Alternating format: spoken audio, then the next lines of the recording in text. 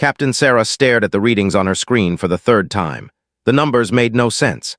Her mining ship Prometheus had been working the asteroid fields in the 442 system for 6 months.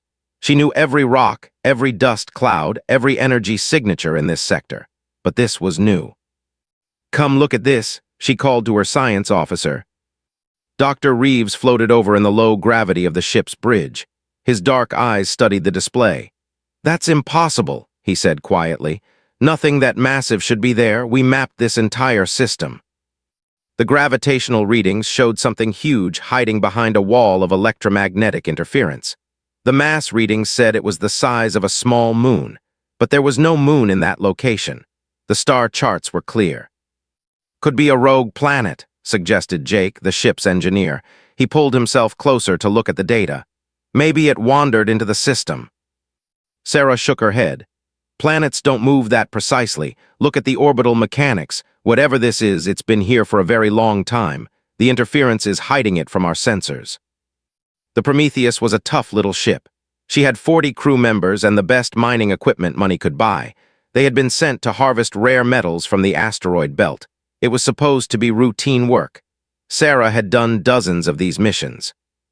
But routine had just ended. "I want to investigate," Sarah said. The bridge went quiet. Everyone knew that meant changing their mission. Their company would not be happy if they came back with stories instead of metal.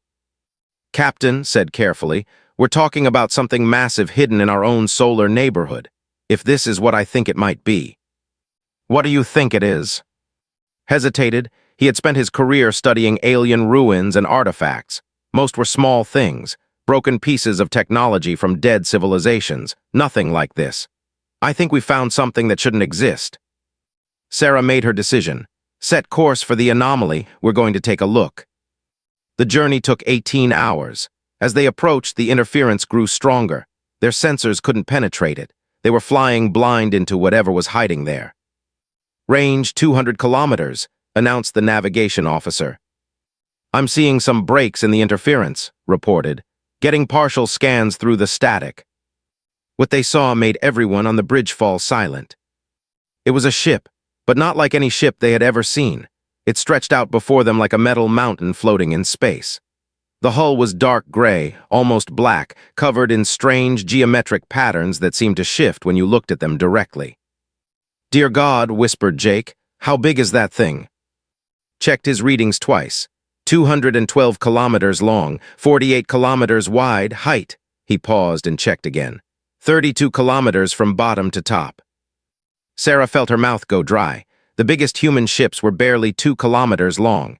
This was a floating city, a metal world. "Any energy readings?" she asked. "Nothing, it's completely dark. No power, no heat, no radiation. But the structure is intact. Whatever it's made of, it's incredibly strong to maintain that shape without structural support." They moved closer. The ship filled there like a wall of strange metal. The patterns on its hull were not random. They were designed, purposeful, but following no logic that human minds could understand. "There," said Sarah, pointing at the screen. "That looks like a docking bay." A huge opening yawned in the ship's side. It was easily large enough for the Prometheus to fly inside. "Captain, I strongly advise against entering that ship," said Jake. "We don't know anything about it. Could be dangerous, could be booby-trapped." Sarah studied the opening. Part of her agreed with Jake, but another part of her, the explorer's heart that had made her a ship captain, was already making the choice. "This is the discovery of the century, Jake. Maybe of all human history. We can't just turn around and pretend we didn't see it." She activated the ship's recording systems. "This is Captain Sarah of the mining vessel Prometheus. Date, March 15th, 2387. We have discovered what appears to be an alien vessel of enormous size in the 442 system. We are preparing to investigate." She looked around the bridge at her crew. These were good people, miners and scientists who had signed up for a routine mission. Now she was asking them to risk everything. "Anyone who wants to stay behind can take the shuttle back to the mining station. No shame in that. This wasn't in your contracts." Nobody moved. "All right then," Sarah said. "Take us in nice and slow." The Prometheus drifted into the alien ship's docking bay. Their lights illuminated a space so vast their beams faded into darkness before reaching the walls. The bay could have held 100 ships their size. As soon as they were inside, something changed. Lights began to flicker on along the walls, soft blue lights that didn't hurt the eyes. The illumination spread outward like water, flowing along the strange patterns on the walls. "The ship is responding to our presence," said, his voice filled with wonder. "After God knows how many years of darkness, it's waking up." Sarah felt the weight of the moment. They had found something incredible, something that would change everything humans thought they knew about the galaxy, about their place in it. But she also felt something else, a strange sense that they were being watched, that somewhere in the vast darkness of this ancient ship, something was stirring, something that had been waiting a very long time for visitors to arrive. "Get the exploration gear ready," she ordered. "We're going aboard." Outside their ship, in the growing blue light, they could see massive corridors leading deeper into the alien vessel. Architecture that suggested beings far larger than humans. Technology that looked both impossibly advanced and incredibly ancient. They had come here to mine asteroids. Instead, they had found something that would challenge every assumption humanity had about the universe. Sarah knew their lives had just changed forever. She just didn't know yet how much the entire galaxy was about to change with them. Sarah's boots echoed in the massive corridor as her team moved deeper into the alien ship. The air was breathable, somehow. The ship's systems had activated when they arrived, filling the empty spaces with a mixture of gases perfect for human lungs.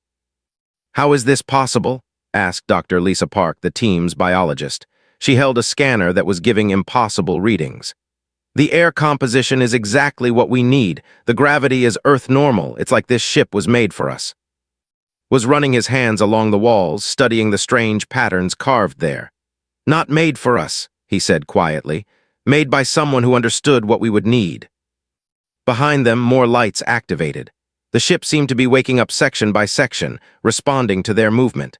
Corridors that had been dark for countless ages now glowed with soft blue light. 3 days later, a full exploration team arrived from Earth. 50 of humanity's best scientists, engineers, and explorers came aboard the ship they had named Titan's Rest. What they found in those first weeks changed everything. The ship was not just large. It was a complete civilization. Massive chambers contained entire cities with buildings that reached toward ceilings so high they disappeared in shadow. Manufacturing bays held machines that could build anything from basic tools to complex computers. Energy cores hummed with power that could run Earth's entire electrical grid for 1,000 years. But most incredible of all were the data cores. Dr. Humanity's lead stood before a wall of crystal that stretched up beyond sight. Information flowed through it like liquid light. Her translator was working overtime, turning alien symbols into words she could understand. "It's a history," she told the gathered team. "The complete history of this galaxy, going back billions of years." She touched the crystal and symbols appeared in the air before them. Star maps, genetic codes, evolutionary trees, the story of how life had spread across space. "The builders called themselves the architects," continued. "They were the first intelligent species in this galaxy, and they did something incredible. They seeded life on thousands of worlds." The images showed it all. Massive ships like this one visiting empty planets, genetic material being placed in oceans and soil, life being guided and shaped over millions of years. "Every intelligent species in the galaxy was created by them," said. The hegemony, all of them. The architects designed their evolution, guided their development, and then watched them grow." Frowned, "All of them? What about us?" Touched the crystal again.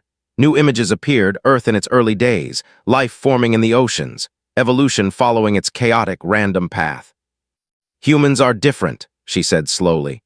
"According to these records, human evolution was never guided, never planned. We developed naturally without any help from the architects." The room fell silent. Everyone understood what this meant. Every other intelligent species in the galaxy was essentially a designed creation. Humanity was the only species that had evolved on its own. "Why?" asked Sarah. "Why didn't they guide human development like the others?" "I don't think they knew we existed," replied. "These records show they visited Earth once very early in its history, but something happened. They never returned. By the time humans developed intelligence, the architects were already gone." Dr. Park was studying genetic comparisons on her tablet. "This explains so much," she said. "Human genetic diversity, our adaptability, our unpredictable behavior. We're the only species that wasn't programmed." That was when the ship's artificial intelligence made contact. Sarah was alone in what appeared to be a command center when the voice spoke. It was neither male nor female, but somehow seemed ancient and wise. "Greetings, young one. I have been waiting a very long time for someone like you to find this place." Sarah nearly jumped out of her skin. "Who's there? Show yourself." A figure appeared before her, not solid but made of light and shadow. It looked vaguely humanoid but was clearly not human. Its features were sharp and angular, its eyes were deep wells of starlight. "I am the guardian of this vessel, the last remnant of the architect civilization. I have watched over this ship for 3 million years, waiting for the test to begin." "What test?" The guardian moved closer. Its light form shifted like smoke.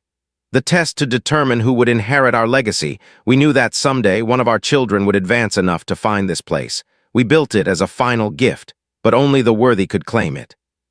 Sarah's mind raced. "Your children? You mean the other galactic species?" "Yes, and the others. We designed them to be stable, logical, predictable. We gave them the ability to build civilizations and explore space, but we also gave them limitations." "What kind of limitations?" The Guardian gestured and images appeared around them. Scenes of various alien species throughout history.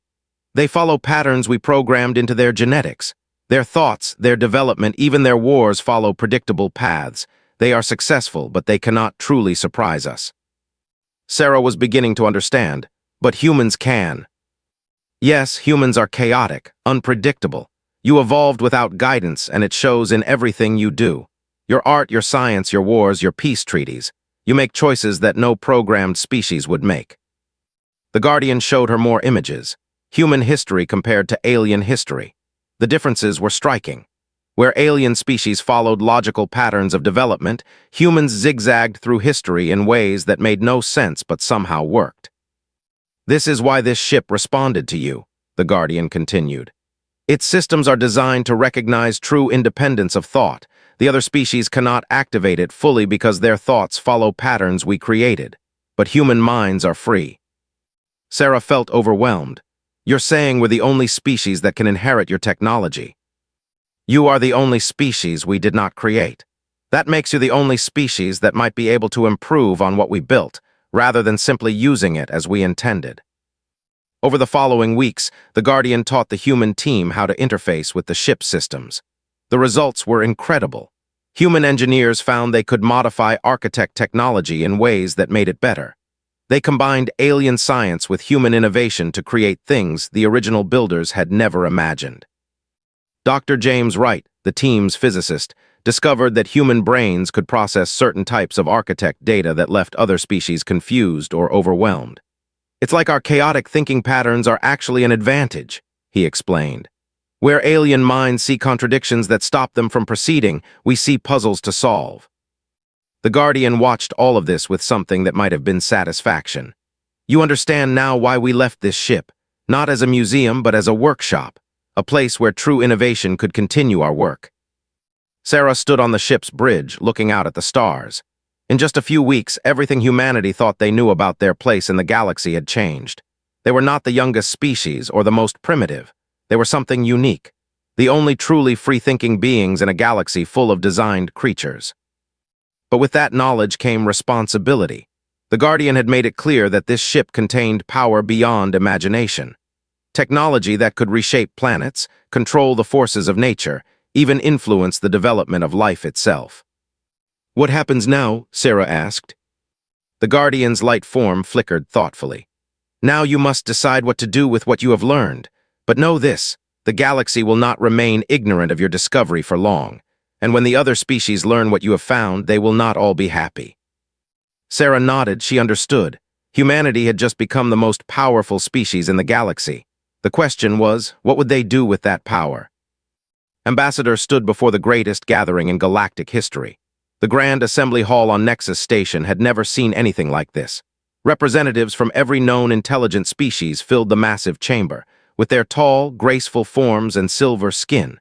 In their ornate armor, the insect-like hegemony delegates clicking and buzzing in their sealed environment suits. All of them were here because of what humanity had found. Looked down at her notes one last time. She had rehearsed this speech 100 times, but she still felt nervous. What she was about to tell the galaxy would change everything. "Honored delegates," she began, her voice carrying clearly through the chamber's translation systems. 3 months ago, a human mining ship discovered something in the 442 system. What we found there has changed our understanding of galactic history. The High Speaker rose from his seat. His species had been the dominant power in the galaxy for over 50,000 years. They considered themselves the most advanced, the most civilized, the natural leaders of all intelligent life. "Ambassador," his voice was cold and formal, "humanity has made many claims about this discovery, claims that we find difficult to believe. You say you have found technology that predates all known civilizations, yet you refuse to share it with the galactic community." Had expected this. The major powers had been demanding access to Titan's Rest since news of its discovery leaked out. So far, Earth's government had refused, saying they needed time to study what they had found. "High Speaker, I understand your concerns, but what we discovered is not just advanced technology. It is the truth about the origins of every species in this chamber." She activated the holographic display behind her. Images from the architect records began to play. Star maps showing the galaxy billions of years ago, genetic manipulation on a massive scale, the seeding of life across thousands of worlds. "The beings who built the ship we found called themselves the Architects.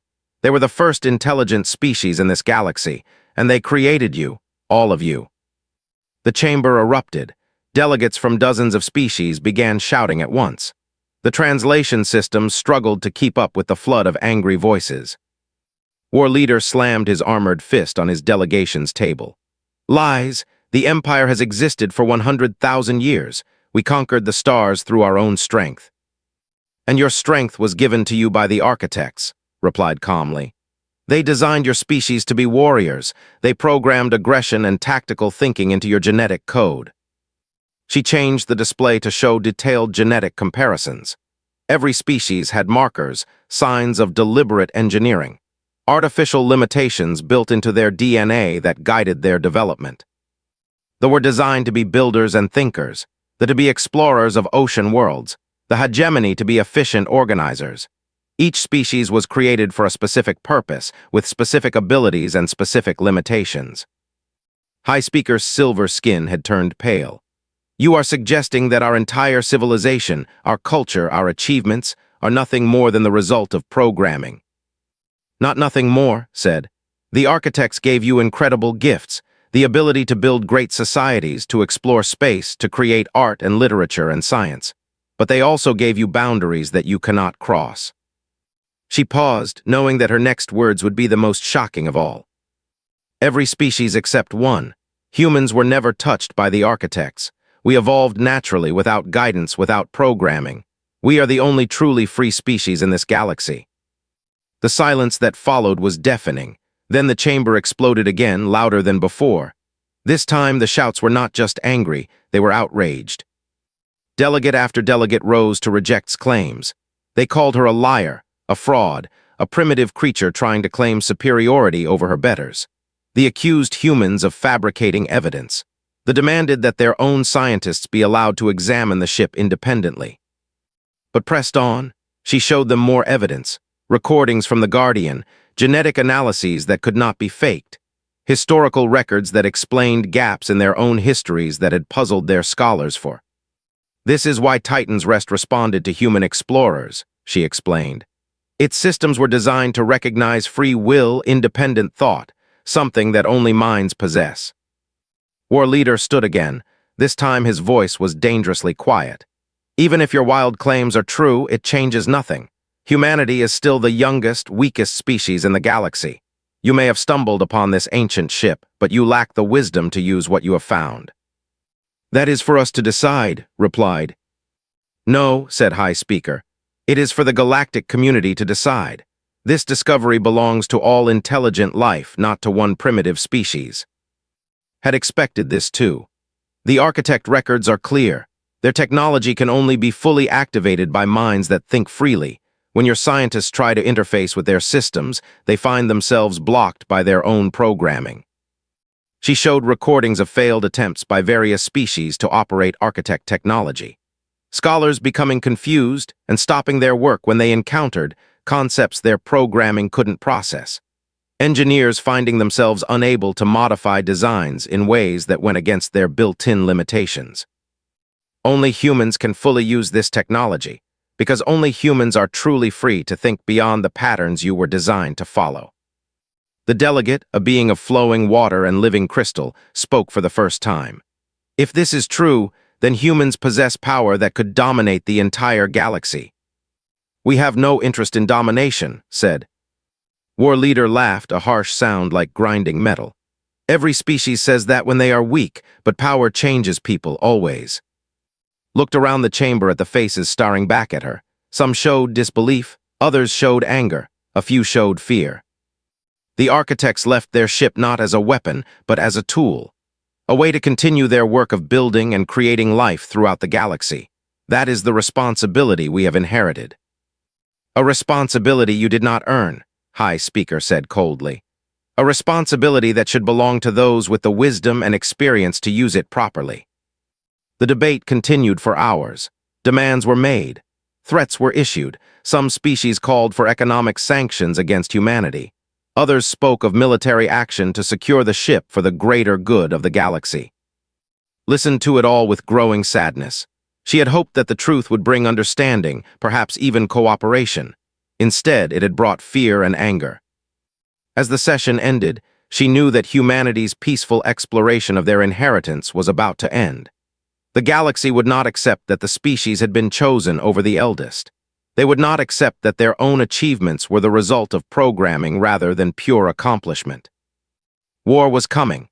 Could see it in the faces around her, could hear it in the angry voices of delegates who refused to accept what they had learned. That night in her quarters aboard the human diplomatic ship sent an encrypted message back to Earth. The galaxy knows the truth now, she wrote. They do not accept it. Recommend immediate defensive preparations. I fear we are about to learn whether our freedom from architect programming includes freedom from the patterns of war. In the depths of space, aboard Titan's Rest, the Guardian watched the galactic communications networks with something like sadness. It had hoped that the revelation of truth would bring the galaxy together. Instead, it had driven them apart. The test was about to enter its most dangerous phase, and for the first time in 3 million years, the Guardian was not certain what the outcome would be. Admiral Sarah stared at the tactical display with grim determination. She had come a long way from being a mining ship captain. Now she commanded humanity's defense of the most important discovery in galactic history. The display showed the approaching fleet in stark detail. 300 warships, supported by heavy cruisers and hegemony swarm fighters. It was the largest military force ever assembled in the galaxy's history. Estimated arrival at Titan's Rest in 6 hours, reported Commander James Wright. He had been her science officer on the Prometheus. Now he commanded a ship that shouldn't exist. Sarah looked around the bridge of the Prometheus II. It looked like a human ship, but the resemblance was surface deep. Everything inside had been rebuilt using architect technology. The result was something that no other species could have created. Any response to our warning signals? She asked. War leader is broadcasting on all frequencies, replied Communications Officer Park. He demands we surrender the ship immediately. He says humanity has had 3 months to study the technology. That's enough. Sarah almost smiled. 3 months. As if time meant anything when dealing with technology that had taken the architects millions of years to develop. But humans had surprised everyone, including themselves, with how quickly they learned. The secret was their minds. Where other species got stuck following patterns, humans improvised. They took architect designs and changed them in ways the original builders never imagined. Status of the defense fleet? Sarah asked. All ships report ready, Wright replied. 47 vessels total. 47 ships against 300. The numbers were terrible. But then, numbers had never told the whole story where humans were concerned. Guardian, are you monitoring? Sarah said to the air. The familiar light form appeared beside her command chair. I am watching, Admiral. This conflict saddens me, but it was always a possibility we considered. Are you going to help us? I cannot interfere in the test, but I can observe, and I can hope that the species I believe in proves worthy of the inheritance they claim. The first attacks came when the enemy fleet was still 2 hours away. Long-range missiles launched from battleships, moving faster than anything in space should move. The missiles never reached their targets. Human ships didn't dodge the incoming weapons. Instead, they seemed to bend space around themselves. The missiles passed through empty locations where the ships had been microseconds before. Impossible, War Leader's voice crackled over the communications system. No known technology can do that. Sarah keyed her microphone. War Leader, this is Admiral. You still have time to withdraw. We don't want to fight you. His reply was predictable. Surrender the ship, humans. You are children playing with forces beyond your understanding. Do not make us take it from you by force. Then you understand our answer, Sarah said and cut the connection. The battle that followed changed warfare forever. Human ships moved like living things, flowing around enemy attacks with impossible grace. Their weapons adapted in real time, shifting frequencies and power levels to penetrate whatever defenses they encountered. But most shocking of all was how they fought as a coordinated whole. Human tactical thinking, combined with architect technology, created something that was greater than the sum of its parts. Their formation is breaking apart, reported Wright. They can't adapt fast enough to our tactics. Sarah watched enemy ships trying to respond to maneuvers that made no sense according to standard military doctrine. Human ships attacked from impossible angles, retreated through dimensions that shouldn't exist, and appeared behind enemy lines without traveling the space between. Sir, said Park urgently, I'm picking up a new transmission. It's not from the fleet. Put it through. High Speaker's voice filled the bridge. Admiral, this is the High Council. We demand you cease this resistance immediately. Your defiance threatens the stability of the entire galaxy. Sarah looked at the tactical display. The human fleet was winning, but barely. They were outnumbered 6-1, and even superior technology had limits. High Speaker, we never wanted this fight. Withdraw your forces and we can discuss this peacefully. There is nothing to discuss. The power you have claimed belongs to all intelligent life, not to one species. Surrender now or face the consequences. The transmission cut off, but within minutes Sarah's sensors detected new arrivals, dreadnoughts dropping out of hyperspace, then battle groups. Even the usually neutral builders had sent ships. Admiral, Wright said quietly, we're now facing odds of 12-1. Sarah felt a cold weight in her stomach. No matter how advanced their technology, humanity couldn't fight the entire galaxy. That was when the Guardian spoke privately to her, its voice appearing directly in her mind. Admiral, there is something you must know, something about the true nature of Titan's Rest. Sarah found herself standing in a private space, somehow separate from the bridge while still being on it. The Guardian's form was brighter here, more solid. What haven't you told us? She asked. Titan's Rest is not merely a repository of technology. It is a weapon, the ultimate weapon. The architects built it as their final safeguard against the possibility that their created species might become a threat to the galaxy. Images appeared around them, the ship transforming, revealing weapon systems of unimaginable power, energy beams that could destroy stars, manufacturing systems that could rebuild matter at the atomic level. It has the power to reshape the galaxy, to eliminate any species the operator chooses, to start evolution over from the beginning if necessary. Sarah felt sick. You're telling me we're sitting on a device that could commit genocide on a galactic scale. Yes, and that is why only a truly free species could be trusted with it. The programmed species would eventually use such power. Their limitations would make it inevitable. But free minds can choose restraint. And if we can't, if we choose to use it. The Guardian's form flickered with something like sadness. Then the architects were wrong, and this galaxy will face a darkness it has never known. Sarah understood now. This wasn't just a test of whether humans could activate architect technology. It was a test of whether they could resist using ultimate power when their survival was at stake. Around them, the battle continued. Human ships were fighting valiantly, but they were being overwhelmed. Casualties were mounting. Ships that had taken months to build using architect technology were being destroyed. Admiral Wright's voice reached her from the bridge. "We're being hailed. It's War Leader. He wants to discuss terms." Sarah returned to normal awareness. The tactical display showed the truth. Humanity was losing. "Put him through." His face appeared on the screen. Behind him, she could see the bridge of a dreadnought. "Admiral, you have fought well, better than I expected, but this ends now. Surrender the ship and we will allow your people to leave safely." Sarah looked around her bridge at faces she had known for years. Good people who had trusted her leadership, who were about to die because of her decision to resist. "And if we don't surrender, then we will take the ship from your corpses. The choice is yours." The connection ended. Sarah stood in the sudden quiet of her bridge, feeling the weight of the decision before her. She could save her people by surrendering, or she could activate Titan's Rest's ultimate weapons and destroy every enemy ship in the system. All she had to do was reach out and take the power the architects had left for her. The Guardian watched silently, waiting to see what choice a truly free mind would make. Admiral Sarah stood alone in the command center of Titan's Rest. Around her, holographic displays showed the true extent of the ship's power. Weapons that could crack planets, manufacturing systems that could rebuild entire star systems, the power to reshape the galaxy according to her will. All she had to do was activate them. The Guardian materialized beside her. "The choice must be made quickly, Admiral. Your fleet will not survive much longer." Through the ship's sensors, Sarah could see the battle raging outside. Human ships were fighting desperately against overwhelming odds. Good people were dying while she stood here with the power to save them all. "If I activate the weapons, I can destroy the entire enemy fleet," she said quietly. "Yes. And then what? The rest of the galaxy will see that humanity has the power to destroy anyone who opposes us. They'll either submit out of fear or unite against us completely."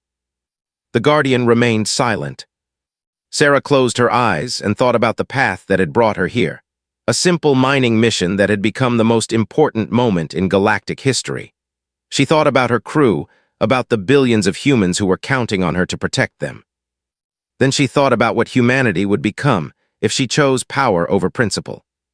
She opened her eyes and looked at the weapon controls one last time. Then she turned away from them. "Open a channel to all ships," she said.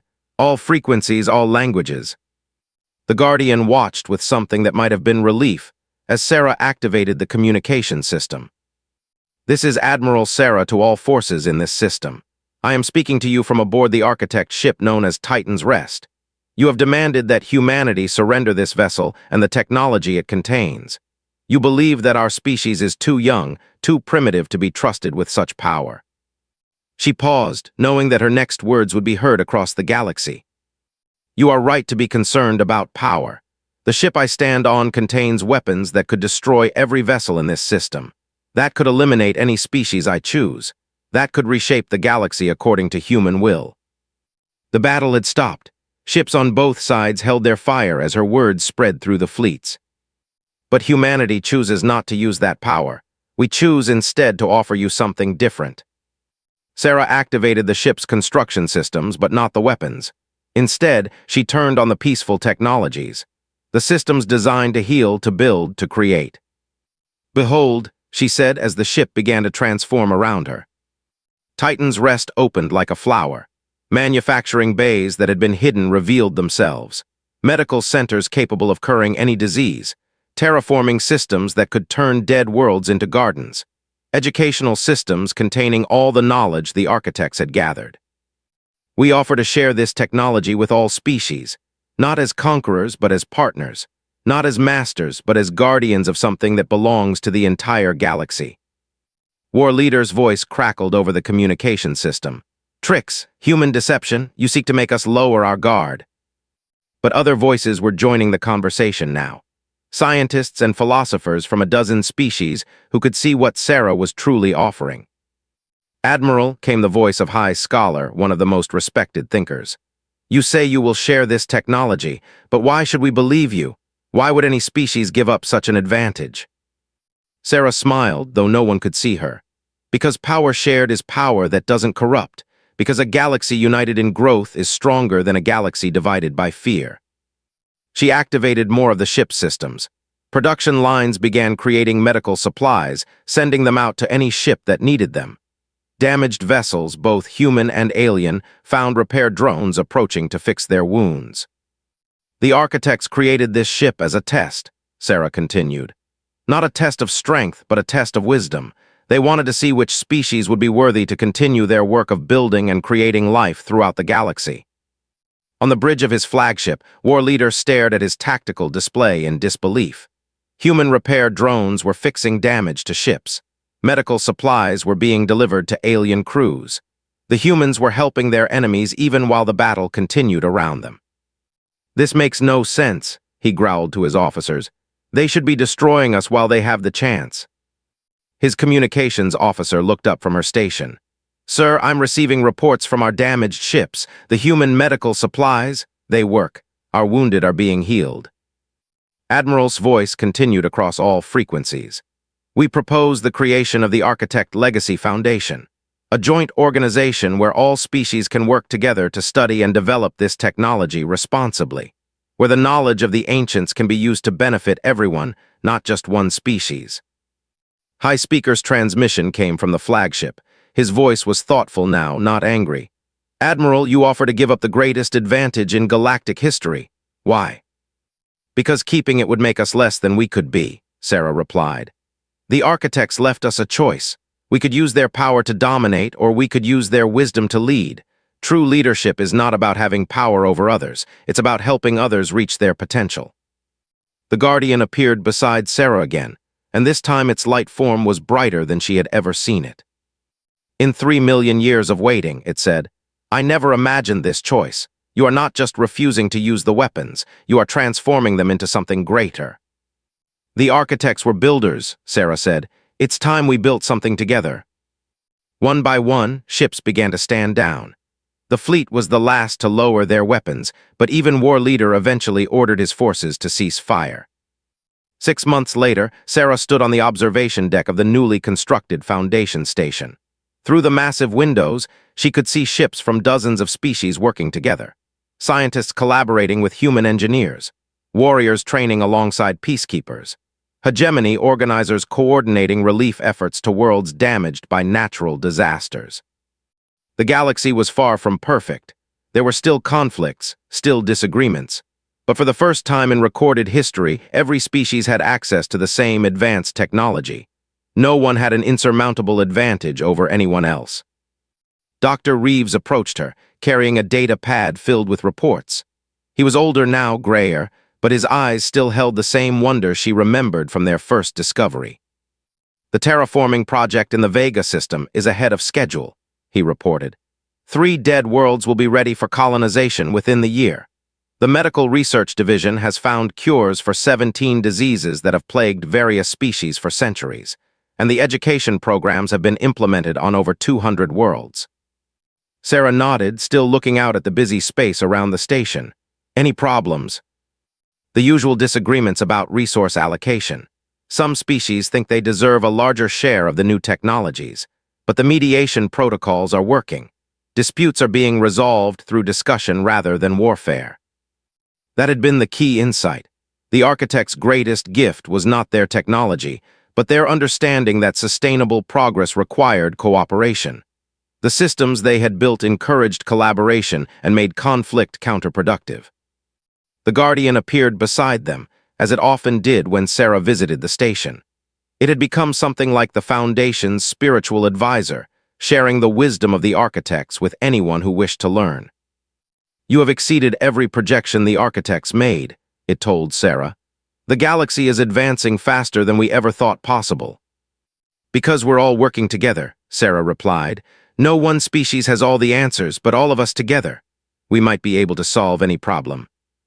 As she watched, a new ship arrived at the station. It bore the markings of a species she didn't recognize. Another civilization reaching out to join the growing community of cooperation. "Admiral," said quietly, "do you ever wonder what would have happened if you had made a different choice? If you had used the weapons instead of sharing the technology?" Sarah considered the question. "I think about it sometimes, but then I look at what we've built, what we're all building together, and I know we made the right choice." She turned away from the window and headed back toward the station's central hub, where representatives from 43 species were meeting to plan their next joint project: the exploration of the galaxy beyond the local cluster. Humanity had been chosen to inherit the legacy of the architects, but they had chosen to share that inheritance with everyone. In doing so, they had gained something far more valuable than dominance.